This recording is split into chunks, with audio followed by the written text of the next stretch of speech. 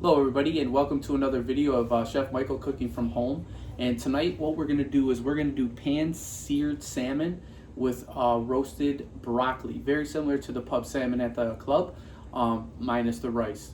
So I just wanted to kind of show you how to do the broccoli and also how to do the cooking method of pan-searing the salmon. So the first thing we're going to do is we're going to get started on the broccoli. What we're going to do is preheat an oven to 450 degrees. And then once that oven is hot, we're going to season the broccoli with olive oil, salt and pepper, just very simple seasonings. And then we're going to get into the salmon. So I'm just going to get started on the broccoli. So what we're going to do is just take a little bit of a pan here that I have, pie tin or anything like that, half sheet pan or any kind of roasting pan that you have that can hold up some broccoli. So I have about 2 cups here, which is about a portion's worth. We're going to take some salad oil or olive oil, whatever you prefer. We're just going to do that just to coat a little bit, about 2.5 ounces, just enough to kind of get inside of that broccoli and give it a little nice seasoning. We're going to season it with a little bit of salt and a little bit of pepper. All right, and then we're just going to get in there. We're just going to move that around a little bit, make sure the olive oil and all the seasonings get on there. All right, very simple. So as you can see, just a little bit of olive oil, salt and pepper, and then we're gonna roast that in the oven. We're gonna get that started. So that this way, by the time we get to the salmon, we season it, we talk about, the process and stuff like that, the broccoli should be done, okay? Next we got salmon. So we have 2 fillets of salmon, roughly around 7 to 8 ounces a piece. The one thing I love about salmon is that you can season it with absolutely anything you want. Usually at the club when we do the pan-seared salmon, we just take a little bit of salad oil, olive oil, Palmas olive oil, whatever you prefer in terms of the flavor profiles, to use just to do a small sheen coat over the salmon. And then just a little bit of salt and pepper. I did have a couple of seasonings that I usually like to use, is a little bit of Goya adobo, which is salt. So if we're gonna season the salmon, we're gonna minus the kosher salt and just substitute this with a little bit of pepper. The other good thing too about salmon is blackening. So I have some Old Bay blackening spices which we use. So just some alternatives to use to season the salmon. Okay, so we're gonna get started here. I'm gonna turn my flame on high. So the one thing about pan-searing salmon is you want a really high flame and high heat and low fat. So you just want just a little bit of oil, just a little bit on the bottom of the pan. But you want that pan almost smoking, because what's going to happen is once the protein, whether if it's salmon or steak or chicken, you want to get that nice hard caramelization right off the bat. Okay, so what we're going to do is we're just going to take just a little bit of, like I said, just a little bit, as you can see. All right, so just a real small amount. So I'm just going to move that around just a little bit just to get it going. Okay, and then while I'm doing that, I am going to season the salmon with some salt and pepper. Now salmon is very bland, so you can, I like to season it heavily so that you can taste the flavor profiles of the salt, the pepper, the adobo, the blackened spices, whatever you want to use. Okay, so you can see I have a nice amount of salt and pepper on the top of that salmon. Okay, so while we're waiting for that pan to get up, we're just going to talk a little bit about what we're going to do in terms of the salmon once it comes out in the cooking and the temperatures. So once we sear that, we're going to keep that heat from the pan right in with the salmon. So we're going to sear it on one side, and then we're going to flip the salmon on the other side. So the first part of the salmon, the flesh side, is going to be the first part that goes into the pan. So then when we turn it over, the back side where the skin typically is will be on the back side. Okay, so you almost get a little bit of even cooking on the top and the bottom, so it cooks evenly when it's cooking in the oven. Okay, so what I'm going to do now is I like to just run my hand, and I can feel a nice amount of heat, so I'm going to give that a couple more seconds. Again, I want to get a really hot pan.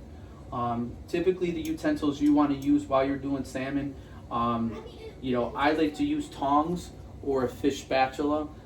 Just wait, this way when you're working with something this hot, you don't want to be right on top of it, especially when there's oil or clarified butter. Something can, kick back up to you and kind of, just don't want to, for safety reasons, don't want to burn yourself. So I could see another good indication is when you can see the oil start to move around in the pan. That's when you know that that pan is getting hot. So what you can also do is you can see it moving around, in the pan. So I'm just going to do a little bit of a test. I'm just going to take that. You can probably hear a nice little caramelization on that. Okay. Now, me personally, I like the skin on the salmon when I cook it. Gives a little bit of a crust. So I'm going to let that sit there for a little bit, and I'm going to let that kind of just give it a nice little sear.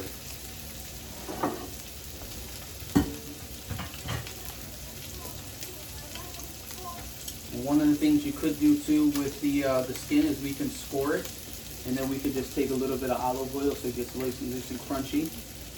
Fresh salmon usually with less scales on it is always really good. And that's just a little bit of olive oil on the bottom, a little more salt on the bottom of that. This way that, for some people they like to eat the skin. I do. With or without it is okay.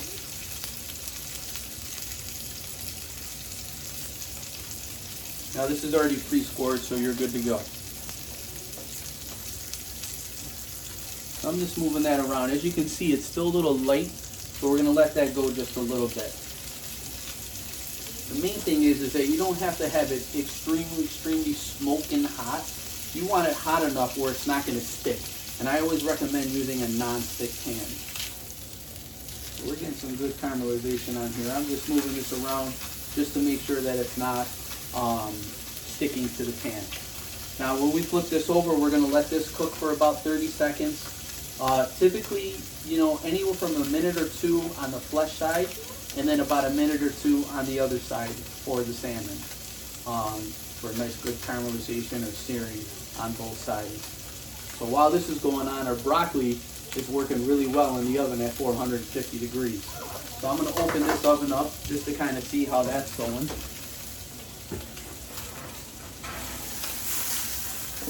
Moving around a little bit, getting nice and caramelized. Okay.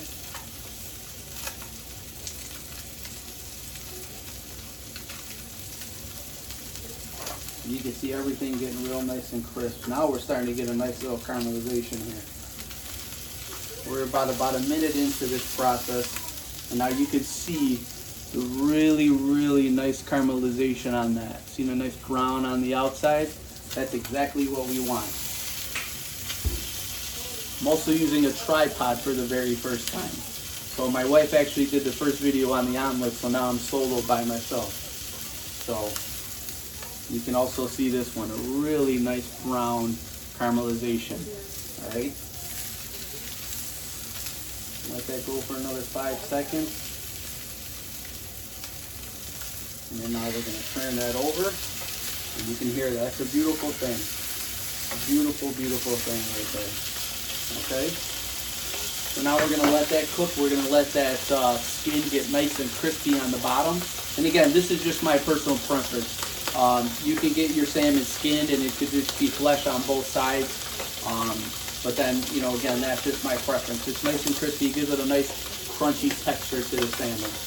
Okay.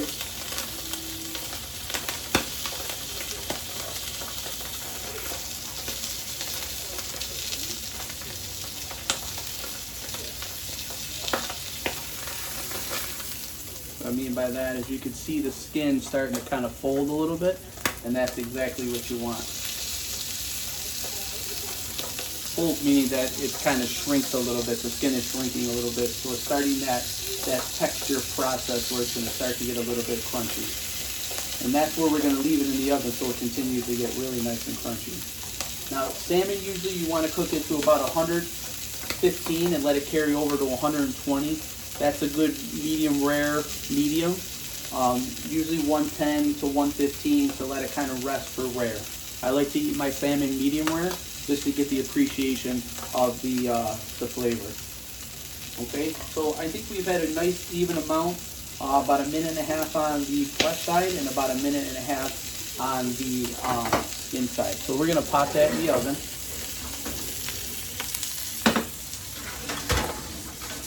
Okay, we're gonna turn our flame off. We're gonna check our broccoli. Okay, so you can see that you got some nice caramelization going on here. We want to get it nice and brown all the way around. So that's typically how we serve it at the club for the pub salmon. So we're at a really good pace where the salmon and the broccoli will be done at the same time.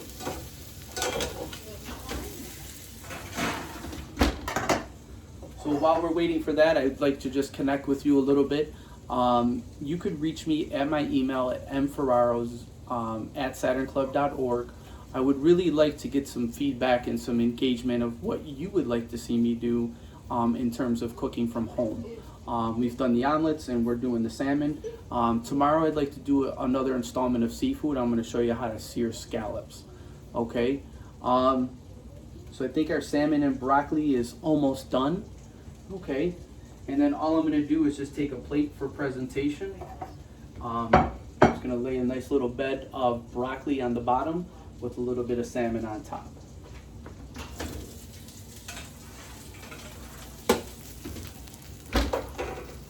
Alright, so about 5 or 6 minutes in the oven. You can see the broccoli with a nice caramelization on it. So we're just going to take a little bit of broccoli, a little bed on the bottom. We're going to pull our salmon out.